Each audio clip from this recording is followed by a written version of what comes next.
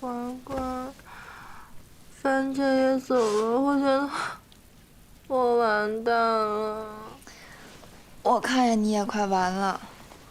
5·1过后就一直发呆，业务也不去跑了。很快啊，凭你那点死工资，没有提成的话，你连物业费都交不起了。除非你好意思去问你爸伸手要钱，要不然的话，你就得紧衣缩食了。咱们呢，就是赤手空拳来上海打拼的小白领，每天勤勤恳恳的工作才能有衣食住行。爱情这种奢侈的东西啊，咱们是消费不起的。好了啊，放下吧，该振作起来去工作了。道理是都懂，可是我就是心情不好，没有心情嘛。小白领不配有心情。你回忆回忆，你把工作弄丢的时候，有人管你心情吗？有人跟你讲感情吗？所以你现在得好好珍惜你现在拥有的工作，折腾不起了啊。来，今天是周6，你要在最短的时间内把印期给封存了。明天呢，你还有1天的时间去调整好心情。后天一早，精神抖擞的上班去挣活命钱啊！没有别的选择了。关关，你几岁了？你怎么这么残酷啊？我还想问你几岁了，怎么这么天真？吃吧，赶紧吃。吃完了想想自己身处的位置，时不我待，物业费、房租、水费、电费、电话卡，你自己算算吧。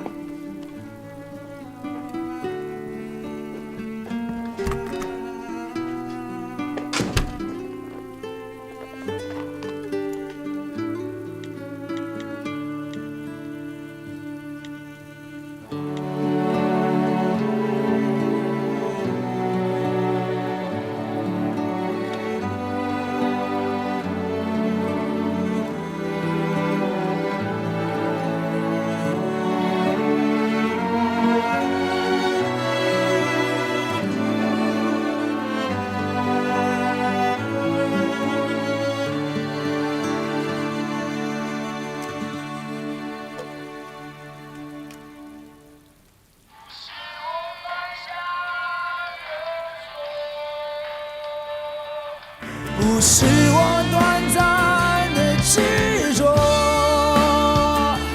不是我过于软弱，不是我不相信自我。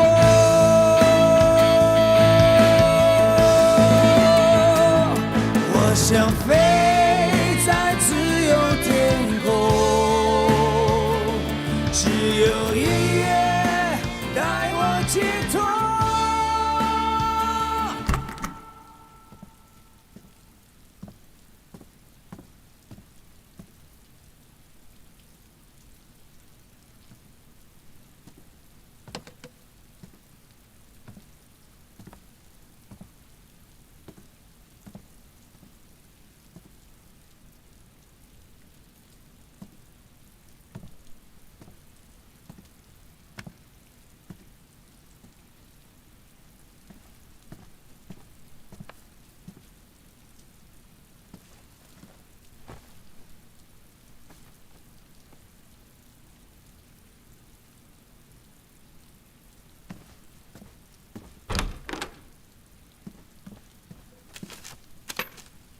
你干嘛？喝饭钱。你可真冷血。邱莹莹，你说话前请三思好不好？我怎么冷血了？我天没亮就为了你的事情开始折腾，为了你我到处去联系，跟别人道歉，我推了我自己的事情就赶回来陪你，我还给你带了晚饭，我怎么冷血了？你不知道出口能伤人吗？你凭什么这么轻易的伤害我？你有把我当做你最好的朋友对等的来对待吗？你当我是应勤啊？我就求你别再这么荒唐了，好好反思，好好做事，靠自己。你只有靠自己了。我原谅你，你是小朋友。我不用你的原谅，我没有做错。责任追究抓源头，你自己才是那个源头呢。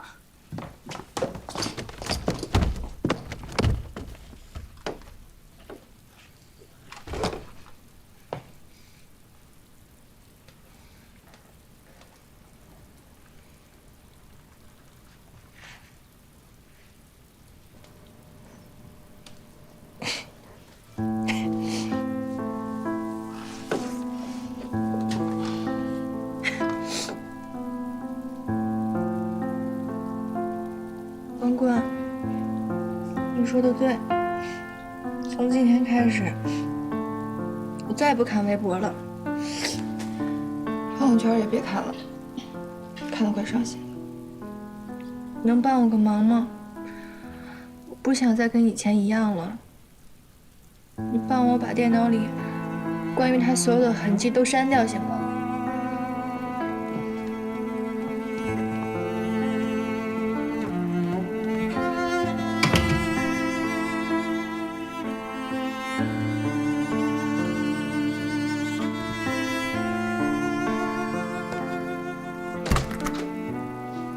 手机也拿过来。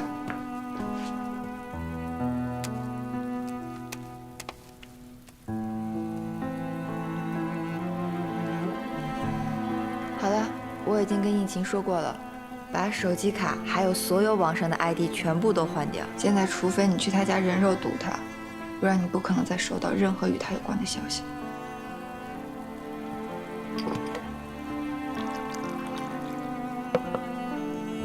喝水。王冠，谢谢你，你对我真好。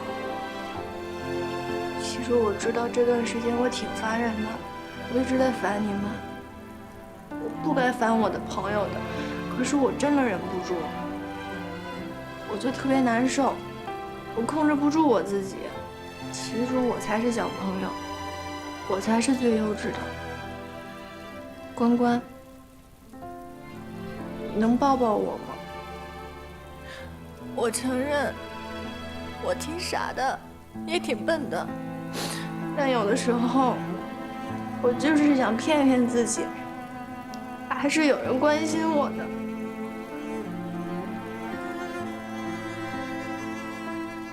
邱莹莹不是个容易从感情里走出来的人，是她的优点，也是她的弱点。但在这个22楼，所有的人都在努力把她从深渊向上拉。温柔的、犀利的、俏皮的、尖锐的，邱莹莹还痛着，可是她明白，不能辜负这么多爱她的人，她得继续向前走。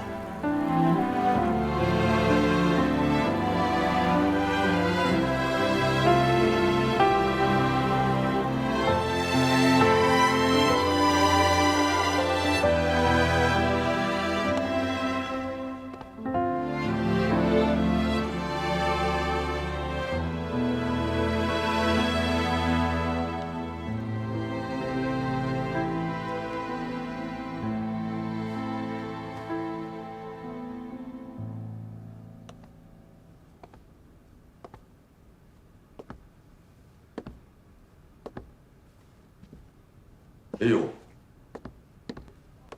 妈，您这几天遭遇什么了？哎呦，你看看这小老太太造的，哎呦！别假装孝顺来看我。妈，您这话说的没良心。您儿子什么时候假装过呀？妈，您平日里不经常说我知人识人吗？那就请您相信我这一回，安迪的事儿我心里头有数，我知道该怎么做。你要知道就好了。人家根本就没把你放在眼里，跟我说的明明白白，人家心烦，不打算跟你结婚，跟你在一起呀，就是玩玩。这是好人家的姑娘说的话吗？她是做情妇做惯了，跟你呀，就是没动真感情。你为了这样的女人，来气你的亲妈？妈，咱绕不出来这圈子了是吗？也不知道跟您说了多少下了什么迷魂药？不是您想的那样。他说什么你听什么？亲生父母的话你不听？不是妈，咱越说越偏了。您不明白，是您没听明白。人家安迪不是说完全不结婚，是我跟他说的。我说咱们俩先谈恋爱，先享受一下恋爱的感觉。如果两人觉得舒舒服服的，再考虑结婚。他这不也是正常的一个流程吗？不生儿不知父母恩呐。你这一辈子都不能懂得母亲的心。怀胎10月，养你到这么大，想到有人要害你、耍你，我这心揪得痛啊！不是妈，这事儿真不用您管。哎，你说我都多大管不管岁数了，您能帮我几时我能不管吗？合着您不能霸着我一辈子，这不放吧？这女人厉害呀，让你这种话都说得出口。魏国强他太能干了，他自己能干，找老婆能干，找情妇能干，他就要把我家给毁了。我要去问问他，他自己的情妇他到底管不管？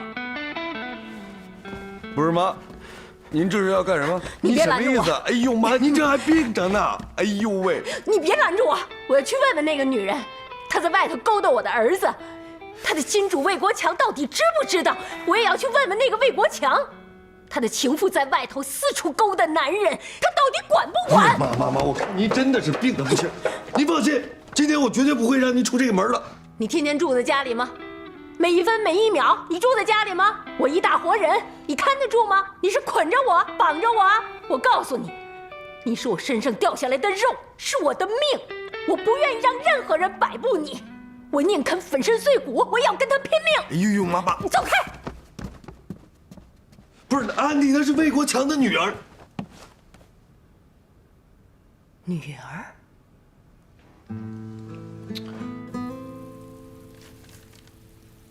要是女儿，为什么这么遮遮掩掩的呀？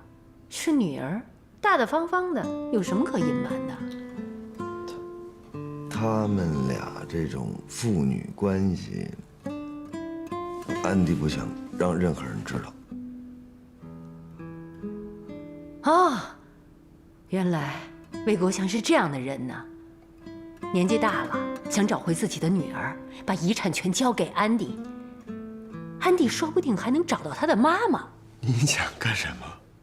我是想提醒你啊，人要脸树要皮，越是地位高的人越要面子，最怕别人揭短了。我可跟你说啊，别怪我没提醒你啊，你可不要仗着跟安迪的关系多嘴。你问问安迪也就罢了，要是问到魏先生头上，他要是知道了，你看看他怎么对付咱们。哎呦，您这会儿说这话了。刚才要不是我拦着您，您这会儿在哪儿呢？啊，妈，您也说了，人要脸，树要皮，我求您了，在安迪面前给我留点尊严。好好好，我再也不干涉你们俩的感情了。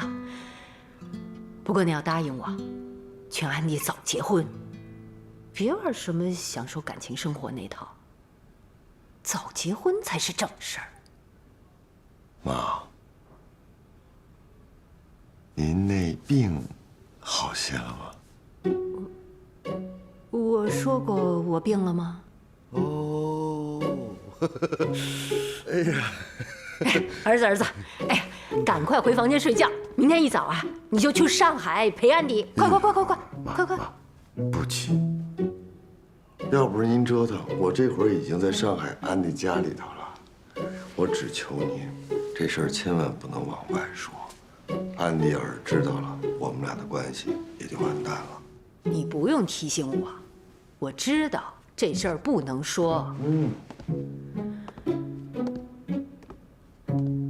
哎呦。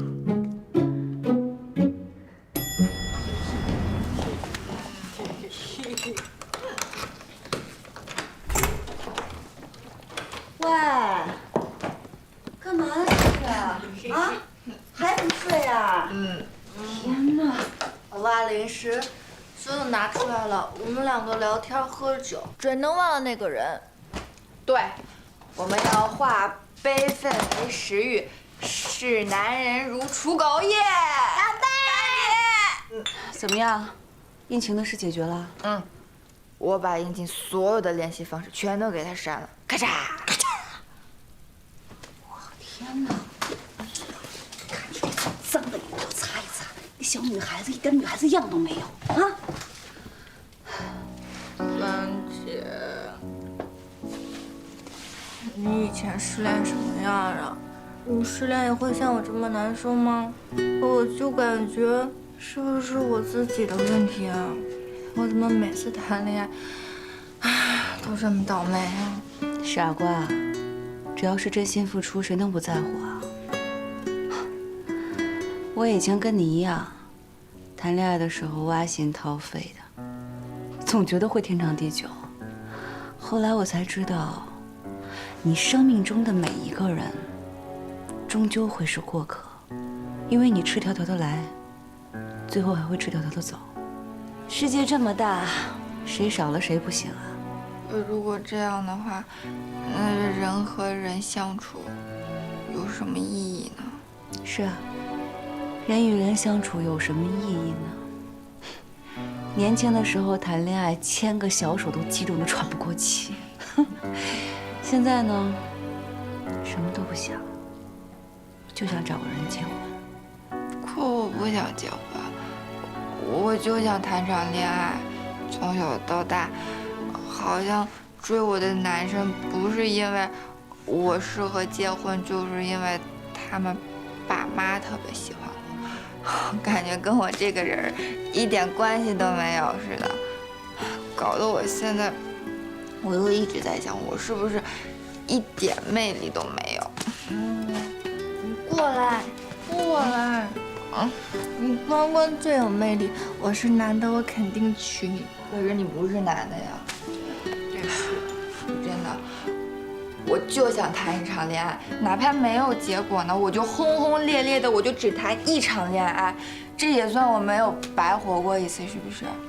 不然我真怕我到25岁之后，我父母又拉着我去相亲，到时候我真的顶不住了。我就跟了一个我不爱的男的将就结婚了，那我肯定会鄙视死我自己的。我跟你正好相反，都想跟我谈恋爱，一说到结婚就闪人。要不是王百川，行了，不说了，说出来就是一把辛酸泪。哎呀，你们两个吧，就是，幼稚。你想结婚，你想谈恋爱，还是我好，什么都不想。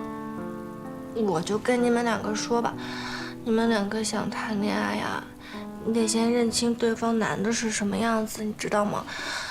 他如果不想跟你结婚，他就不喜欢你，我太了解了，所以啊，我终于了解。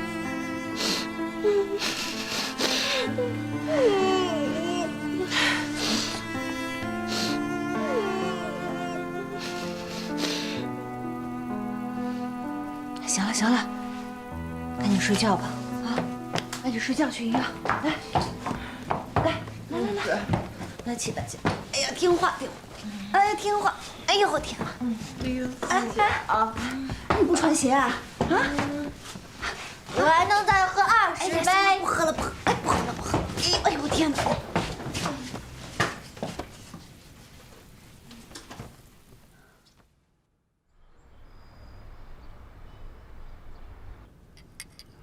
我就知道我的儿子是有眼光的。你这个特工做的也不怎么样，之前成天在里面唠叨，非说人家安迪有问题。是有隐情的，安迪优秀，又做得好，魏先生觉得亏欠他，又没有什么后人，自然愿意把什么好东西都给他了。我不知道这一层很正常的。No， 你能不能不玩那个手机呀？啊？我上次去上海见了安迪，他说他不想跟宝宝结婚，这怎么可以呢？两个小的不懂事，我们得想办法把这个儿媳妇拴住，你明白吧？我都说了，别管那么多嘛。他们结不结婚不是我们急得来的，儿子大了有他自己的主意。那两个成年人有什么决定，那是他们自己的选择，你就别操那么多心了。我操心，我是他娘。好了，我吃饱了，你慢慢吃。大周末的，你去哪儿啊？中午有应酬啊，我就不回来吃饭了。晚上呢？晚上我也不回来了。周末啊，你就自个儿找点事儿来做，别老待在家里，把自己闷慌了，好不好？拜拜。猫哭耗子假慈悲。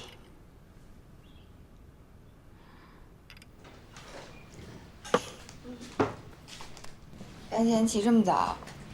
昨天讨论了半天，今天下午每个人都要出一个方案。新人总不能指望临场发挥啊，只能埋头苦干了。哎，正好我也有工作要做。宁宁她昨天晚上折腾一晚上，这会儿肯定也累了。要不咱们俩就去咖啡厅，让她好好睡一觉。嗯，靠谱。那儿的网速也好。行，你等我，收拾着。哎。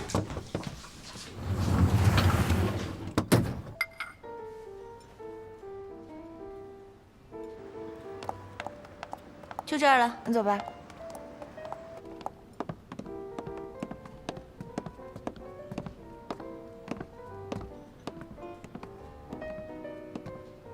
赵医生，早。哎，早上好。好巧啊。啊，小许太闹，我怕吵到彼此，所以来这儿了。我们也一样。樊姐，要不咱们去那边坐吧，别打扰到赵医生了。嗯，好，我们先过去。好。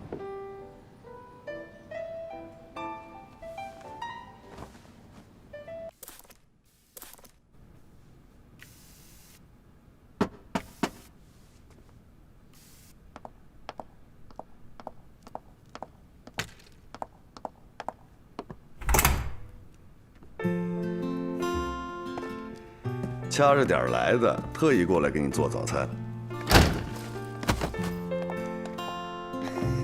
我还想着出去吃 brunch 呢。出去吃干嘛呀？这种习惯要在我身上养成。做什么？给我拿几个鸡蛋。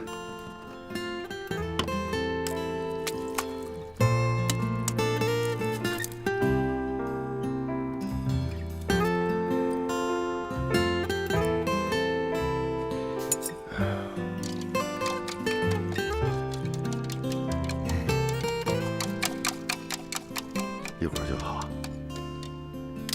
稍安勿躁。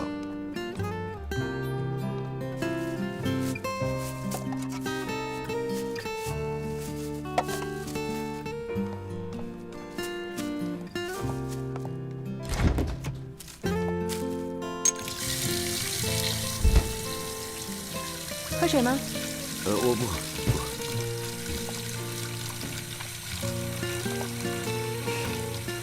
有什么事你说嘛。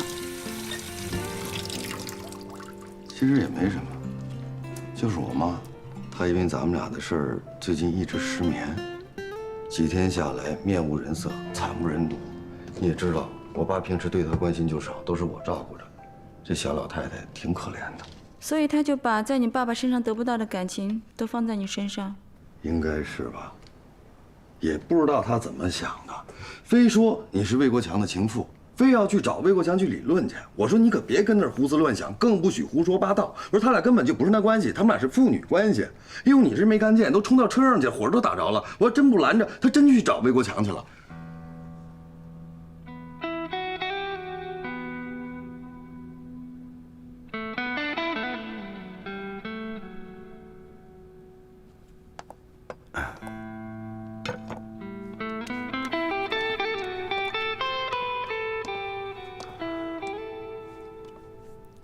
怪我多嘴，但我妈说了，她再也不干涉咱们俩的事儿了，她绝对不会把这件事情泄露出去。你为什么要告诉他？你不知道她的性格，她一旦决定的事儿，真的是排除万难，争取胜利。就是因为她这种坚毅的性格，我们家的生意才走到今天嘛。她如果真的去找魏国强，你会发现你要面对的那是两个人了。那现在呢？面对的不是两个人吗？以你妈之前的种种表现，她根本就不可能置身事外。包奕凡，我真的是很生气。我的事情他凭什么要越界？他难道不懂得尊重别人吗？所以我一大清早到你这儿来，就是为了负荆请罪。她好歹是我妈，10月怀胎把我抚养成人。大象还怀孕20个月。大象她更不容易，不是那个，在我小的时候，我爸经常出去跑业务，基本上不着家。那个时候没有保姆、小时工，都是我妈一个人把我拉扯大的。这不是理由。有一天半夜，我发了烧了，我妈背起我就往医院跑。你想，她那个小身板哪扛得住啊？没想到到了医院，医生告诉她还得做手术，她立马就倒那儿了。就这，还整整守了我100。这都不是理由。是类似的这种事情很多，我以后慢慢跟你讲。我之所以跟你说这些，是希望你明白，不是我也知道我妈这失眠，她有一半她是苦肉计，但总有一半她是真的吧？你知道吗？我最讨厌的就是你妈妈在我身上做各种各样的手段，你不是看不出来。不是，她有一半她是真的吧？你母亲有问题，但是造成她今天的性格，你也有责任。她要找魏国强，你就让她去找。魏国强绝对不会告诉她事情的真相。她要找我，她想找任何人，你都可以让她去找。她必须要碰壁，碰壁之后，她才知道她自己的界限在哪里。你现在表面上看上去是为我着想，实际上你是在纵容你母亲对自己力量的臆想。你不断的退让，不断的纵容，才能够让她这么的肆无忌惮。你懂吗？不是，你讲点道理好不好？我真的是为你着想，我不让我妈去找魏国强，那不是因为你讨厌魏国强对你的干涉吗？我总不能让你认为你男朋友的妈妈跟魏国强有任何瓜葛吧？万一魏国强抓到你这么把柄，我这更说不清楚了。实际上呢，你做到了吗？我妈她说了，她不干涉我们的事情啊。她每一次都是这么说，然后她再找各种各样的理由干涉，她的话根本就不可以相信。我请你不要这么说，好吗？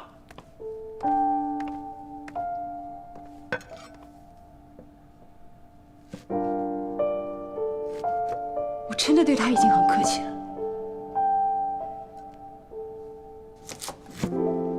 而且我敢肯定，他对我越了解就越会干涉我。现在要解决这个问题，只有2条路，要不你划线，要不我划线。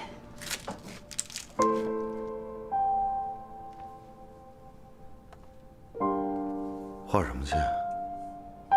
在你我之间划线？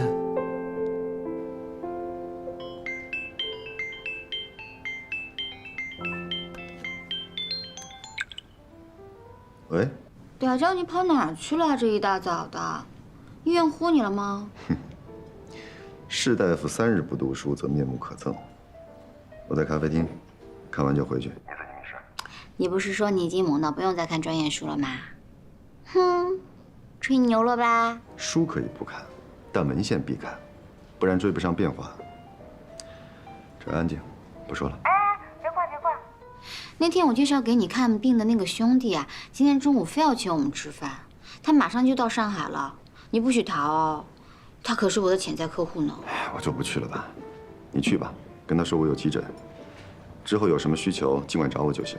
哎呀，人家就是想看看你嘛，他对你千恩万谢，我就好找他谈生意了呀。嗲娇，你就帮帮我们好不好？求求你了，反正我知道你今天没有事儿，就已经答应他啦。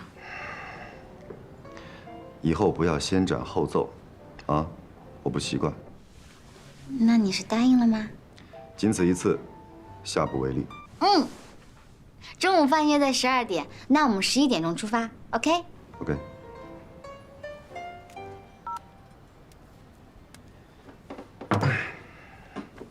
我不是要让你跟他脱离母子关系，我是希望你能够有一个新的态度。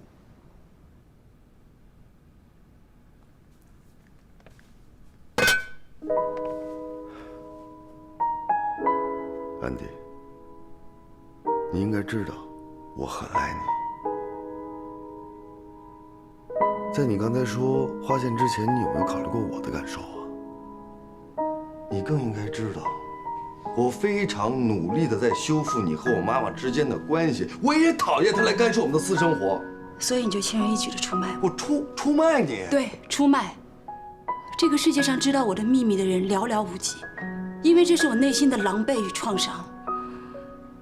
但是我选择告诉你，是因为我认为你是我值得信赖的人。你转身就去告诉一个对我有恶意的女人，这不是出卖吗？那是我妈妈，我知道他身上有很多的问题，但我请你看在我的面子上，对他稍微有一点点容忍。我也知道你是天之骄子，从来都是别人容忍你，但我真的请你看在我的面子上，对他稍微有那么点。我不是因为天之骄子而不能容忍你的妈妈。如果你要是这么想的话，我们的步调确实不一致。你根本就不能够理解，我把我的秘密告诉你是意味着什么。你更加不知道这代表我和你的心贴得有多近。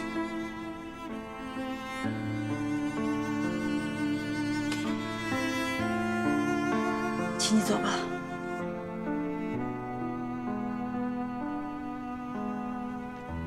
我没听清楚。没错，走吧。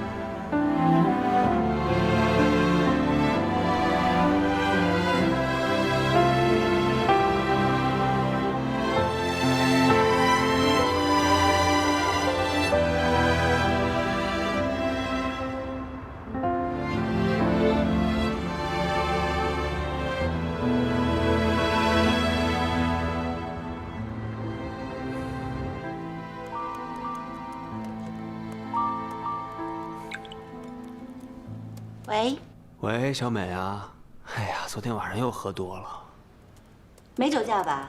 哪儿敢啊！这要抓住可不得了啊！我昨天打车回来的。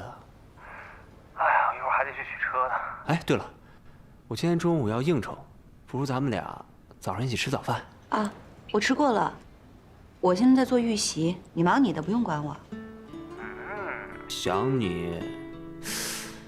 哎，要不这样，我们找一个安静的地方，你忙你的，我看着你。行了，昨晚喝酒喝累了，还是赶紧睡懒觉吧。我跟关关在一起呢，忙完给你打电话啊，拜。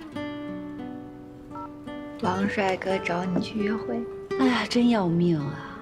他那个单身公寓啊，除了床什么都没有，两个人想搞点情调，还得出去找地方。这不挺好的吗？我觉得王帅哥对你挺用心的，总是变着法儿的给你惊喜。30岁之前吧，的确惊喜。那时候觉得两个人到处晃悠都是特别开心的事情。可是30岁之后啊，想找个地方安安静静的看会儿书都好难啊，是不是好悲催啊？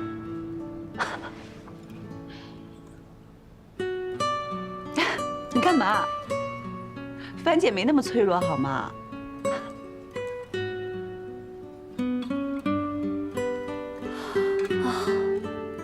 真帅啊！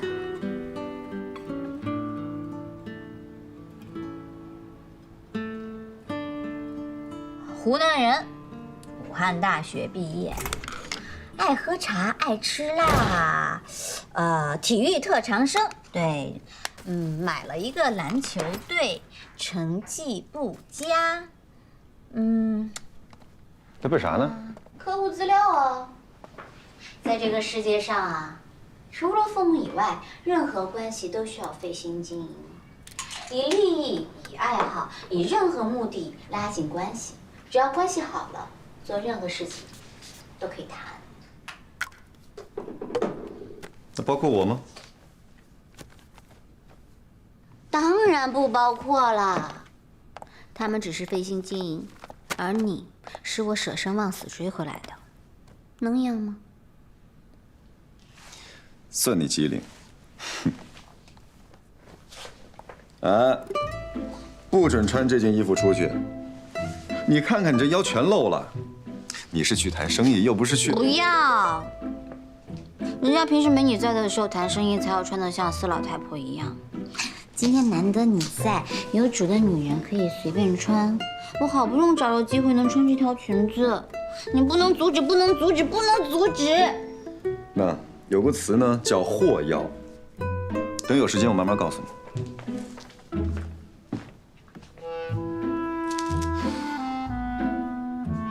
什么意思啊？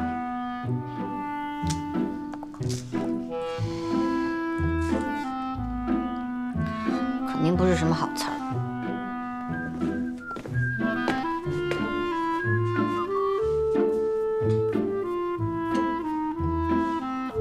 怎么样？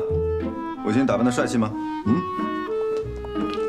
像你这种男人，要是放在古代，那肯定就是个妖孽，得多少和尚道士追着会桃木剑哦。我也觉得不错。当然，像你这样的女人到了古代呢，法海就得绞尽脑汁为你喝雄黄酒了，也不错，啊。走。先生您好，您的餐。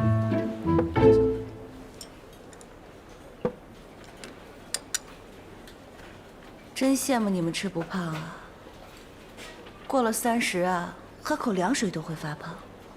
我以前也可能吃了，我上大学的时候大半夜的还跑出去找宵夜呢。可是后来知道不行的时候，想克制起来都难。我挺克制的呀，我平时还练肚皮舞呢，特别消耗热量。你这就叫克制啊！你看看姐姐，吃了半碗就不吃了，为什么呀？我不敢呐，一顿都不敢怠慢。啊，好惨！真的吗？哎，我好像有个同事也是这样的，他中午没吃饱，然后一到下午就特别饿，拿出这么大一块特别小的曲奇，吃干啃上一小小口。曲奇，全是黄油。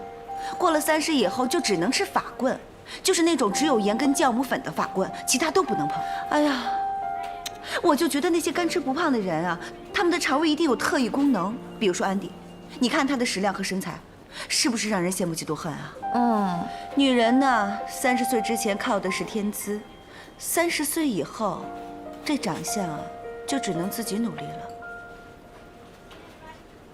那我从来就没有过天资。我从高中到大学，一直都是在女多男少的文科班，我一直就是个丑小鸭。你胡说，那是你自己给自己套的壳。你看你现在，眼镜摘掉了，穿着也变了，是不是焕然一新啊？啊，关关，你是那种恬静、温婉的女孩子，让人很想接近。真的吗？帆姐你真好。不过呢，姐姐要提醒你一句啊，男人跟女人的欣赏角度是不一样的。遇到欣赏你的男人，一定不要错过。什么呀？你那天晚上拿回来的伞是男士的，你恋爱了？没有，他那个伞是我买的，新买的伞啊。新买的伞，伞瓣都掉漆了。你当我的智商是邱莹莹啊？不是他，我就可能没有挑好就买那个。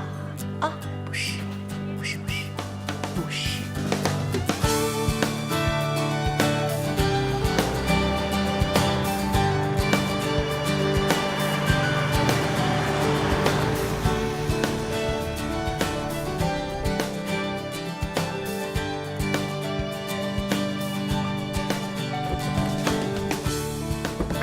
赵医生，你好，哎，多亏你啊，我这条腿啊好多了。没事，这是我应该做的。罗总，我们进去聊吧。好，房间订好了，走。走。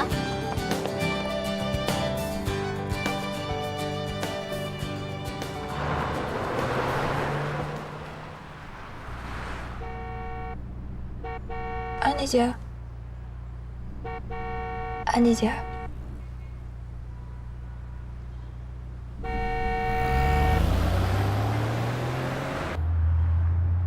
安妮姐，你没事吧？没有，昨天开会开太晚了。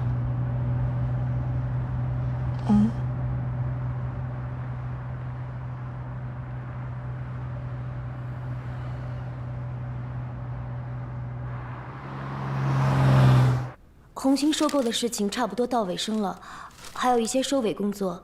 Nancy 和刘经理统管负责，希望人事部能给 Nancy 配一个资格老一些的辅助性秘书。他想配个秘书这种事情也要我来决定吗？不是何总，上周您吩咐说红星收购的事情很重要， 2级以上的事情都需要向您汇报。是，我说过。对不起，我头有点疼。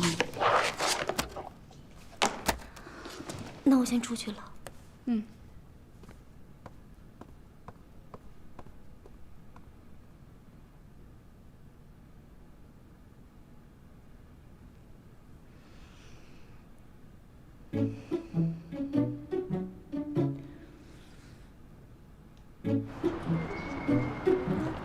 这个挺好，我也觉得早知道买。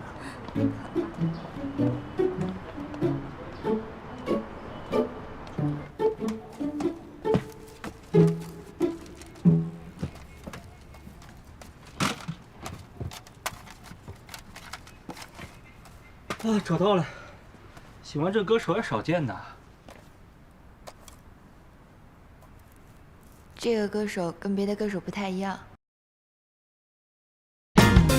爱笑的眼睛，要哭过才更鲜活，更加有自信的闪烁，是真的我。爱闹的脾